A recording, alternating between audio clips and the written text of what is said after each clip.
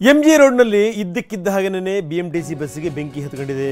ನಾವೀಗ ಬ್ರೇಕಿಂಗ್ ಅನ್ನು ತೋರಿಸ್ತಾ ಇದೀವಿ. ಆಕಸ್ಮಿಕ ಬೆಂಕಿಗೆ BMTC ಬಸ್ ಉರಿದು ಹೋಗಿದೆ. ಜನನಿಬಿಡ ಪ್ರದೇಶವಾಗಿರುವಂತಹ MG ರೋಡಲ್ಲಿ ವೆಹಿಕಲ್ಗಳು ಓಡಾಡ್ತಾನೆ ಇರ್ತವೆ.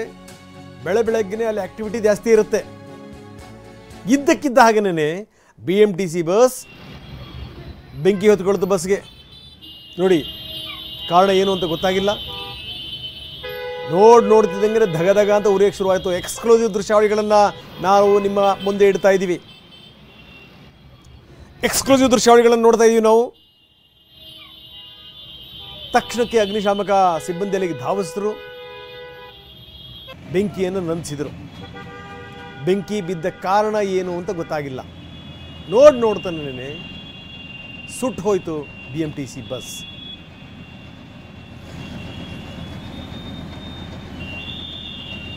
MG ರಸ್ತೆಯ ದೃಶ್ಯಾವಳಿಗಳನ್ನು ನಾವು ನಿಮಗೆ ತೋರಿಸ್ತಾ ಇದ್ದೀವಿ.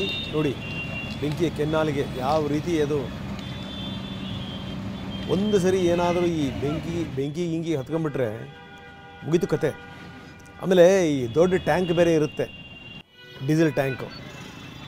ಟೈರ್ಗಳಿಗೆ ಬೆಂಕಿ ಬಿದ್ದರೂ ಅಷ್ಟೇ ಬೇಗ ಆರ್ಸೋಕ್ಕಾಗಲ್ಲ. ಒಳಗಡೆ ಅಂತೂ ಬಿಡಿ ವ್ಯಾಪಿಸ್ಬಿಟ್ರೆ ಸೀಟು ಗೀಟು ಎಲ್ಲದನ್ನೂ ತಗೊಂಡ್ಬಿಡುತ್ತೆ. ಹೀಗೆ ತಕ್ಷಣ ಬಂದಂಥ ಸಿಬ್ಬಂದಿ ಬೆಂಕಿ ನಂದಿಸ್ತಿರುವಂಥ ದೃಶ್ಯಾವಳಿಗಳನ್ನು ನಾವು ನೋಡ್ತಾ ಇದ್ದೀವಿ. ರಾಜಪ್ಪ, ಏನಿದು ಘಟನೆ? ನಮ್ಮ ಪ್ರತಿನಿಧಿ ರಾಜಪ್ಪ ಇದ್ದಾರೆ. ರಾಜಪ್ಪ, ಏನಿದು ಘಟನೆ? ಏನಾದರೂ ಈ ರೀತಿ ಬೆಂಕಿ ಬಿದ್ದಂಥ ಸಂದರ್ಭದಲ್ಲಿ ಒಳಗಡೆ ಏನಾದರೂ ಜನಗಳಿದ್ರಾ? ಯಾಕಂದರೆ ಬೆಳಗ್ಗೆನೇ ಬೆಂಗಳೂರಿನಲ್ಲಿ ಆಕ್ಟಿವಿಟೀಸ್ಗಳು ಶುರು ಆಗ್ಬಿಡ್ತವೆ. ರಂಗನಾಥ್, ಅಂದ್ರೆ ಬಸ್ ನಿಂತಿರುವಂತಹ ಮಧ್ಯ ರಸ್ತೆಯಲ್ಲಿ ನಿಂತಿರುವಂತಹ ಕಾರಣದಿಂದಾಗಿ ಅದರಲ್ಲಿ ಪ್ರಯಾಣಿಕರು ಕೂಡ ಇದ್ರು ಅನ್ನುವಂತ ಮಾಹಿತಿ ಸದ್ಯಕ್ಕೆ ಸಿಗ್ತಾ ಇರುವಂತದ್ದು. MG ರಸ್ತೆಯ ಅನಿಲ್ ಕುಂಬ್ಳೆ ಸರ್ಕಲ್ ಬಳಿಯಲ್ಲಿ BMTC ಬಸ್ ಬರ್ತಾ ಇದ್ದಂತೆ ಬಸ್ನ ಕೆಳಭಾಗದಲ್ಲಿ ಆಕಸ್ಮಿಕವಾಗಿ ಬೆಂಕಿ ಕಾಣಿಸ್ಕೊಳ್ಳುತ್ತೆ. ತಕ್ಷಣ ಒಳಗಡೆ ಇದ್ದಂತಹ ಪ್ರಯಾಣಿಕರನ್ನ ಕೆಳಗಡೆ ಇಳಿಸುವಂತ ಕೆಲಸವನ್ನು ಕೂಡ ಮಾಡಲಾಗುತ್ತೆ. 8:30ಕ್ಕೆ ನಡೆದಂತ ಸುಮಾರು 8:50 ಸುಮಾರಿಗೆ ನಡೆದಂತ ಈ ಒಂದು ಘಟನೆ ತಕ್ಷಣಕ್ಕೆ ಏನು ಫೈರ್ ಅವ್ರಿಗೂ ಕೂಡ ಸ್ಥಳೀಯರು ಕರೆಯನ್ನ ಮಾಡ್ತಾರೆ.